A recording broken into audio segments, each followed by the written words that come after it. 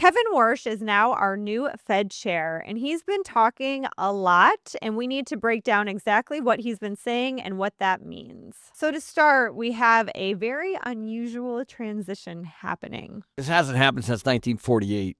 Like, let's put that in perspective. That's a long time, guys. That's like almost 80 years, right?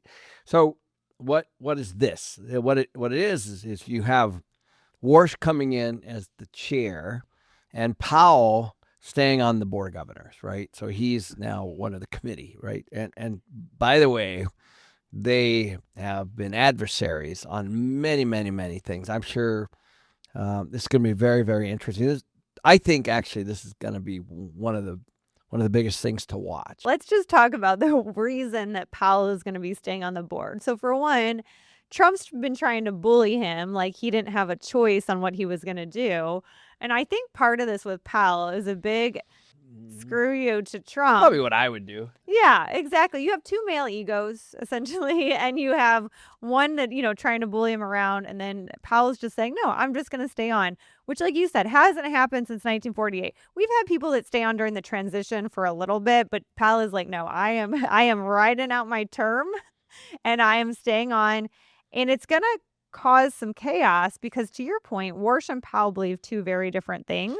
And so Powell is going to have some influence over the governing board because he's been the chair. And then Warsh will have his own influence as the new chair. I love that he stays on. And I think as a policy, it should probably be that way. I don't know what you guys, but I've been on enough boards where there's a succession going up and there's a transition going down. And certainly anybody who's served as a chair of anything, anywhere, brings value, right? And so, whether or not they clash with the president or not, I think is irrelevant. It's supposed to be independent, as you guys know.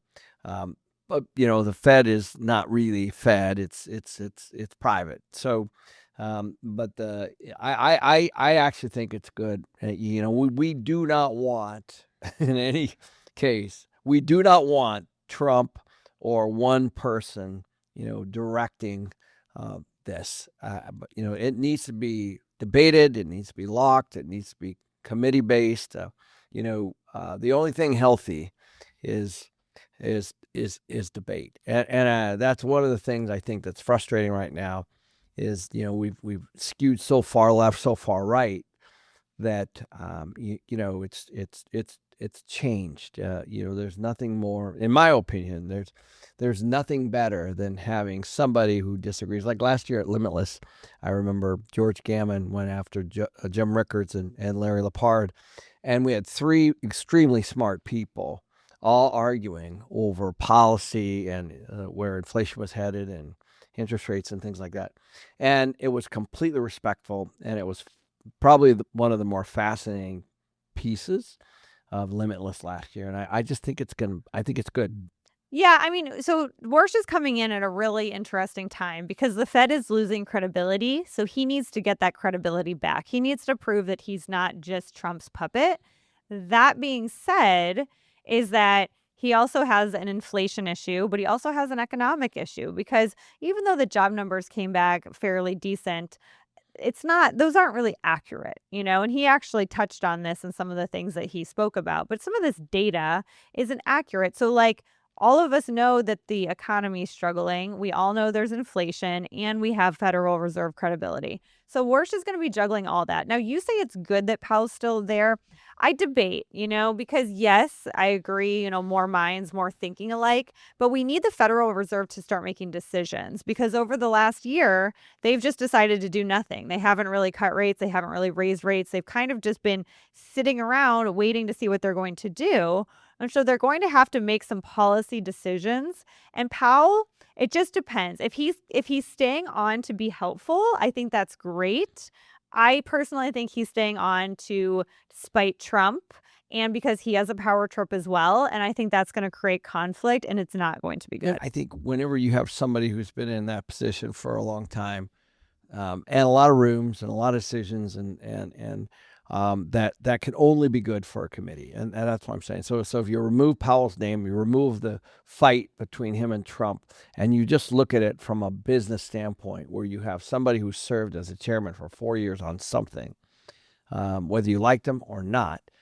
Having that person is valuable on a committee, in my opinion. But I also think that I think people give the Fed too much power. In other words, it's powerful, don't get me wrong, but I don't think that it has as much power.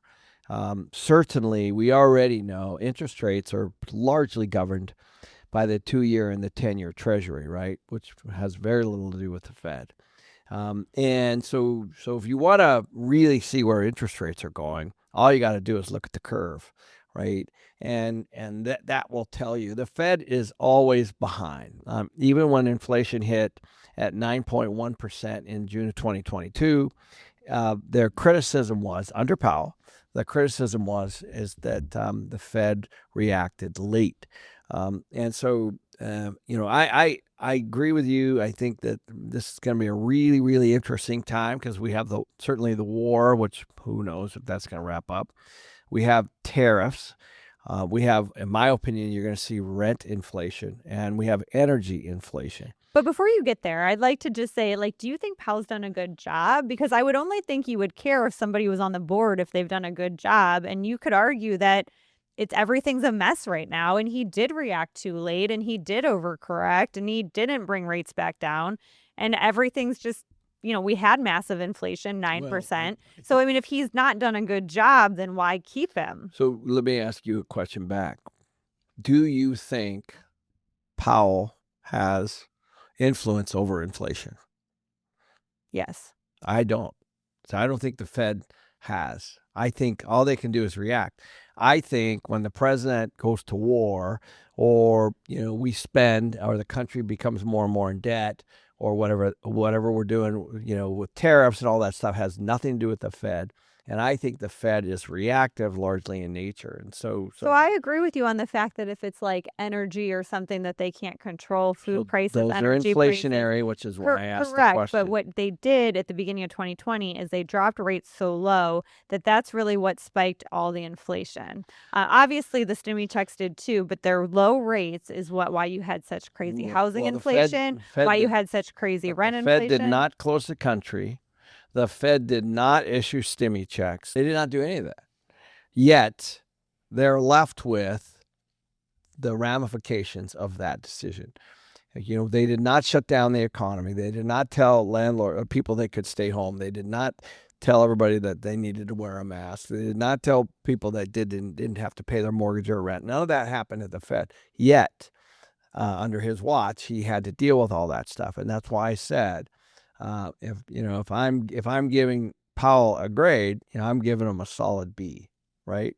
Okay, that's nicer than most people, I think, would give him. That's just hard. Again, that's why I asked that question. Do you think that the Fed controls inflation? There's a lot of things that Powell started to do that Warsh wants to reverse. And so I think one of those things, and this is interesting because this isn't what you would assume, but Kevin Warsh has been talking about shrinking the Fed's balance sheet.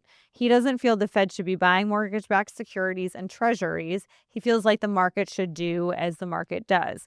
Now, they own a lot of them right now. So obviously he's not going to offload them all at once, because that's going to create, massive distress. But it's in his mind that they should not be doing that, which is very different than what Donald Trump thinks, as he just had Fannie and Freddie buy a whole bunch of mortgage-backed securities. Yep. So I think that, Kevin Warsh is trying to explain how he's different from Trump and how he's this, in line with him.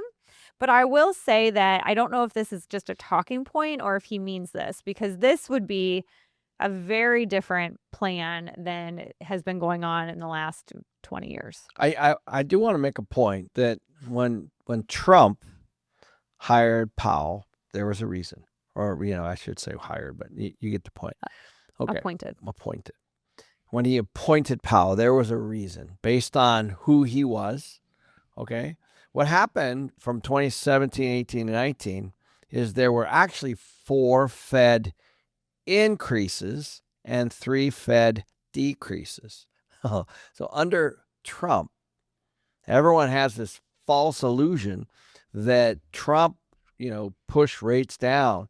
What happened was at the tail end is during the pandemic, the decision was made to stimulate the economy and push rates down as a result of what had happened from the closure, I guess. And that for sure happened under Powell's watch. I think that kind of experience, that kind of call it those issues that you have to deal with as a Fed chair are and will continue to be invaluable for any committee. And so, I'd like to ask you, why would you give Powell a lower grade? He just has been very late to react, and he's just keeps looking at data that doesn't align with what's actually happening in the economy. I agree with both of those things. Yeah, I think he's definitely disconnected with Main Street for sure. But I think most of the Fed chairs are oftentimes in the pocket of Wall Street, right? I know that's an interesting statement, but I do believe that. I don't think that they're in touch with what's really happening at the Main Street level. And for sure, we can show that they reacted late.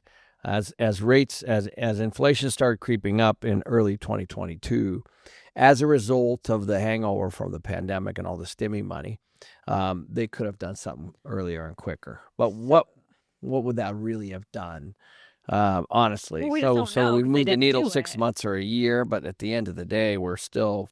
But we don't know that because you don't know unless it happened. Different things could have happened with the economy if it was done quicker. The segment 3 comes into he wants to get rid of the dot plot, and he does not want the Fed communicating with the media. So when Powell started, his big thing that he introduced is he meets with the media and provides a statement after every single Fed meeting.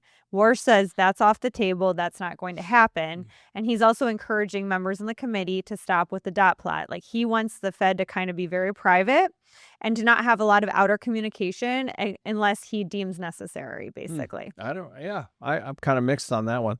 I think the media is so off, like anyway, like when the unemployment numbers come out, they report those, but then as you guys know, well, you should know, 30 days later there's a revision, 30 days after that there's a revision, and they were off in 2025 by 818,000 jobs, the media, right? So I don't know that the media is a good credible way to get anything out there, but personally, I just think he's trying to gain credibility, and it's not helping to let the world know your every single step in order to gain credibility.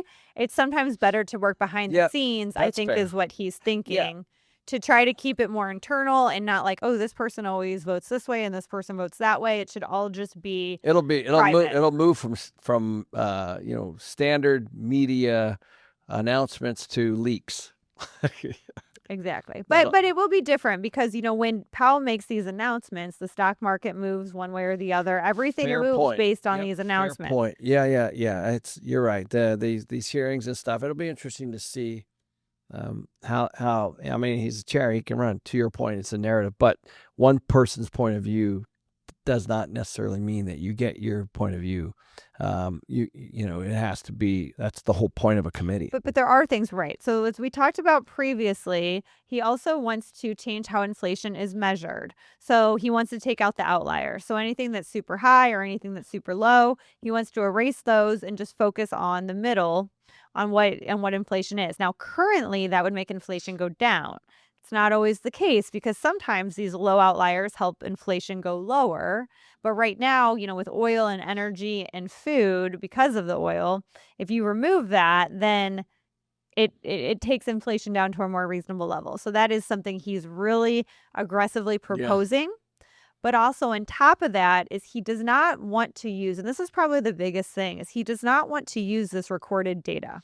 He doesn't want to use necessarily just the jobs numbers or the unemployment numbers or the inflation numbers. He wants to look at real world things. So he wants to focus on what's actually happening in the economy versus all this data. So Wouldn't that be nice? he's saying the Fed's going to be less Yep. data driven and more driven by what's actionable, what's actually happening, what people are feeling in the economy. That part is going to be refreshing. But again, it's going to be interesting to see what he deems that is, right?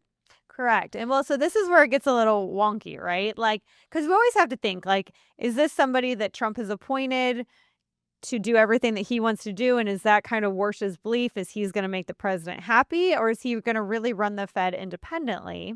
And when he starts saying things like he's not going to look at the data, like, I get that, and I'm actually all for that, but what are you looking at? Like, what?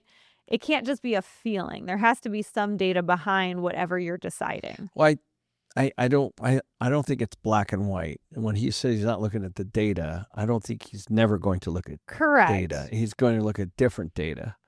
Yes. It's still going to be data, but it might not be the data that's presented. It's kind of like that unemployment number that I just said. That the real data is, the 818,000 jobs that we lost last year. That's real.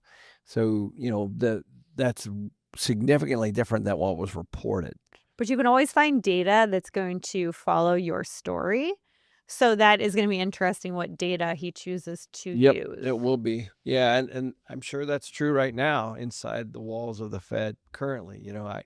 Somebody told me once, there's so many economists that work at the Fed. Like I couldn't believe how many it was. It's a lot of people. It's a whole departments looking at this stuff, right? So it'll be interesting to see how he unpacks all that and puts it back together. And I think the biggest thing that Kevin Warsh said on the last week was that Fed independence is not assumed, it has to be earned. So he's saying, yes, the Federal Reserve is independent, but we have to earn that independence. It's not just assumed. So what he said by that is they need to be hitting benchmarks. So if they say that, they're going to hit this benchmark and they're going to hit that benchmark, and if they're not able to do it, essentially what he's saying is that they have to earn their independence by hitting benchmarks. He didn't go into if they don't hit them, but when you say they have to be earned by hitting them, there is another side of that where if you're not hitting benchmarks, then maybe you're not as independent. You should not be run as independently as perceived. The Fed does not do anything to impact unemployment. They do not, in my opinion, do anything that impacts inflation. They're reactionary on both accounts. And those are the two primary things that the Fed does. It's supposed to,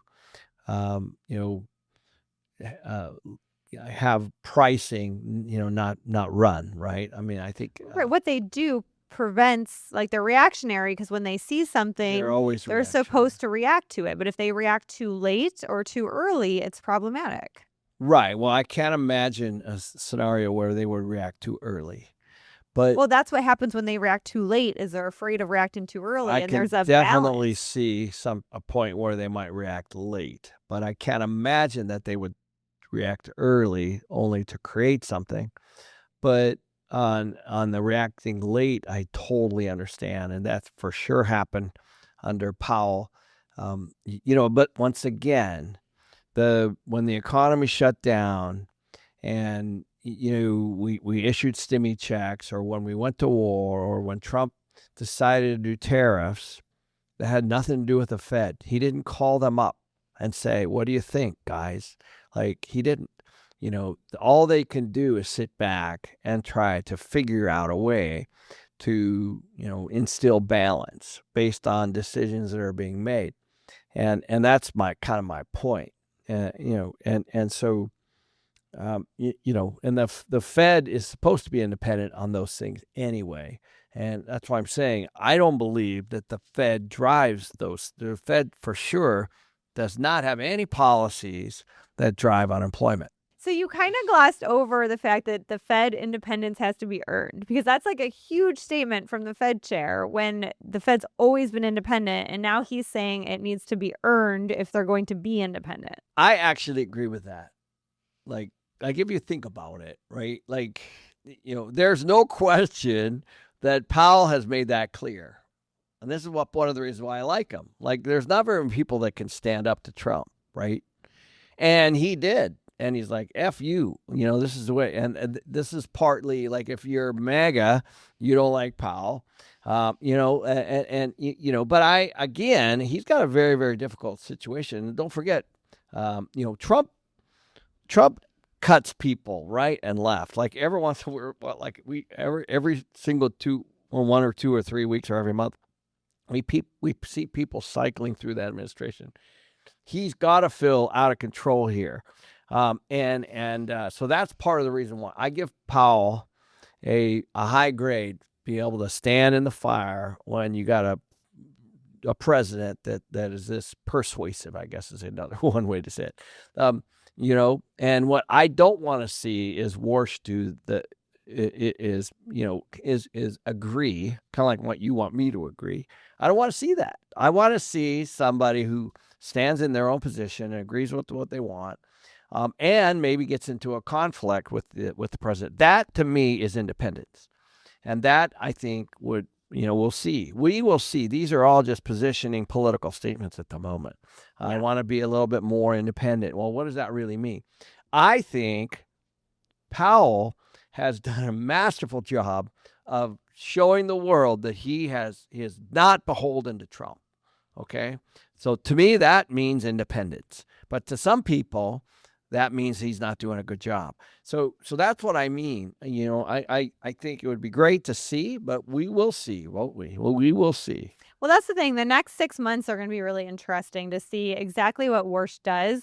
I do think I'm a little concerned that he wants to take away the communication. While I understand it, it also kind of makes it so, there's a less outside influence. He wants to really run it tight. And I will tell you, one of the things that we do see with that is when the Fed releases something, the world reacts, right? The stock market reacts. And when Powell, or whoever the chairman is, goes on and says something, the markets sometimes is baked in. So I hear people say, oh, they've already priced all that in. I mean, you guys have probably all heard this. So maybe without, I don't really know. None of us really know. But if they stop producing all this stuff, maybe, the market won't react. Maybe you don't want to, because I would imagine just the aftermath of a leak or a press release or a report or whatever it might be is got to create a whole level of management, so it'll be interesting to see whether you could pull this off. Yeah. Plus people obsessing over interest rates. I was talking to the lenders that I work with and I'm like, have people ever asked about interest rates? They're like, no, like people never really, they got the rate they got and they never asked about it. Monthly payment. And they looked at, right. But now they're like obsessing over these interest rates. And it's so funny because one of my lenders sends me like a weekly rate update.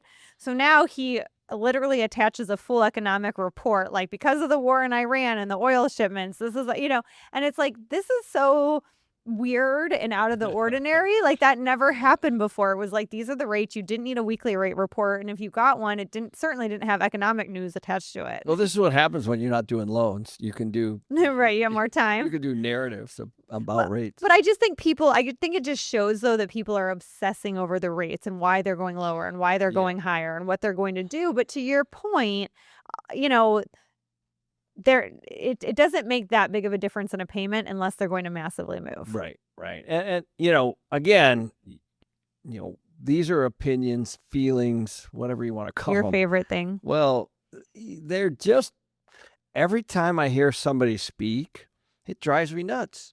Because not that, but then if you look back, like when Powell said, inflation's transitory, like those kinds of things drive me nuts. And they're political positioning statements. And everyone does them, by the way, blue, red, doesn't really matter. So I always look at what people do, not what they say. So again, like everybody's, obviously there's a spotlight on them. It'll be interesting to see what happens. It's going to be fascinating to see the moves that are being made by the committee and by the chairman, not independently, but as it relates to the committee. And then we will see. We will see how much influence he might have with Powell as part of the committee, and what really happens between this administration. And let's don't forget, he's also going to go through an election, right? Because Well, Trump's going to be done, and Warsh will still be there.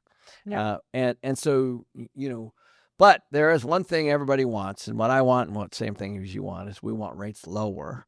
But lower rates will produce an inflationary economy, and just like they did before. And higher rates, what that does is it pulls down inflation, which is exactly what the Fed did in 2022 and 2023. They reacted late to the high inflation, but and what lever did they use? They used increasing the federal funds rate, and that pulled the economy back down to 2-3%, which was their target. And so it could also go the other way. And don't forget, when inflation went up like that, it was partially also due to basically a zero federal funds rate. Like you could borrow. Borrowing was free, basically below inflation. So that happened, and so it's very, very interesting. Both happened under the watch of Powell, and which is part of the reason why I think that kind of experience is what you want on a committee.